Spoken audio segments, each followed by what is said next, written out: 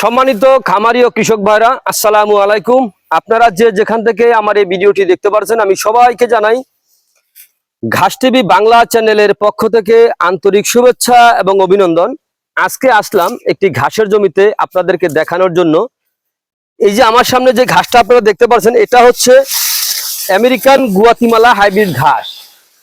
পাতা যুক্ত রসালো স্বাদযুক্ত ঘাসে দেখেন, ঘাসে পাতা আর পাতা। এটা হচ্ছে বাংলাদেশের নতুন, এটা হচ্ছে আমেরিকান গুয়াতিমালা হাইব্রিড ঘাস। এই ঘাসটা আমাদের বাংলাদেশের নতুন, এই বিধায় অনেকে এই ঘাসটা কিন্তু এখনো চিনে না। অনেকে দেখা যায় এই ঘাসটার ছোট ছোট করে অন্য মানুষের ভিডিও কেটে তারপরে দেখা যায় এই ঘাসের আপনার বিচি বিক্রি করে 900 থেকে 1200 টাকা পর্যন্ত কেজি দরে এই ঘাসের বিচি বিক্রি করে। ভাই, এই ঘাসের কোনো বিচি হয় না, এই ঘাসের কোনো ফুল হয় না। এই ঘাসের আপনার কাটিং থেকে এই ঘাসটা জন্ম বিস্তার করে থাকে।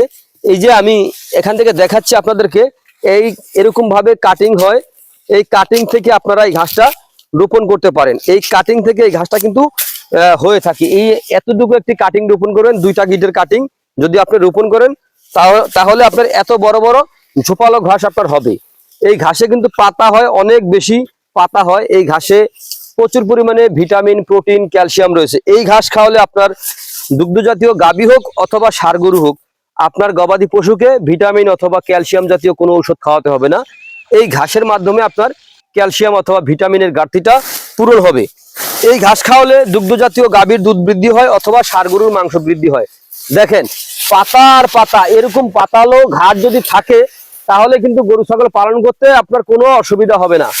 দেখেন, এই ঘাস খাওয়ালে আপনার খামারে খরচটা কমে যাবে। দানাদারে কিন্তু খরচ অনেক বেশি। তো আপনারা যদি আগে খামার গড়েন, তাহলে খামার গড়ার কিন্তু পূর্বে ঘাস চাষ করবেন, অন্তত পক্ষে 2 থেকে 3 মাস আগে ঘাস চাষ করবেন। ঘাস ছাড়া কিন্তু গরু ছাগল কোনোভাবে পালন করা যায় না। গরু হোক কিংবা ছাগল, ভেড়া কিংবা মহিষ, যে কোনো আপনি খামার করেন, কিন্তু খামার গড়লে কিন্তু আপনার আগে ঘাস চাষ করতে হবে। ঘাস লাগবে, ঘাসের প্রয়োজন। দেখা যায় অনেক ঘাস রয়েছে, দেখা যায় বিচের দিকে যে ঘাস হয়ে থাকে, সেই ঘাস কিন্তু আপনি জমি চাষ করে রোপণ করবেন, মানে বীজটা বপন করবেন। বীজ বপন করার দেখা যায় পরে আপনি ঘাসটা কাটবেন, একবার কাটবেন অথবা 2বার কাটবেন, তারপর দেখবেন ঘাস আর জমিতে নাই, শেষ। আর এই ঘাসটা যদি আপনি একবার রোপণ করেন, একবার রোপণ করলে আপনার কমপক্ষে 5 থেকে 7 বছর পর্যন্ত আপনি কিন্তু খাওয়াতে পারবেন। জমি আর চাষও করতে হবে না, আর বীজও রোপণ করতে হবে না, একবার রোপণ করলে আপনার যথেষ্ট। তো আমি বলবো আপনারা গরু অথবা ছাগলের খামার গড়ার পূর্বে আগে ঘাস চাষ করবেন, উন্নত জাতের উন্নত মানের ঘাস চাষ করবেন। আমরা দেখা যায় এই আমেরিকান গুয়াতিমালা 5G ঘাস, তারপরে দেখা যায় ইন্দোনেশিয়ার স্মার্ট নেপিয়ার ঘাস, জারা 1 হাইব্রিড ঘাস, তাইওয়ান ঘাস, যে কোনো ধরনের ঘাসের কাটিং আমরা সারা বাংলাদেশে কুরিয়ার সার্ভিসের মাধ্যমে ডেলিভারি দিয়ে থাকি। চাইলে কিন্তু আপনিও রোপণ করতে পারেন।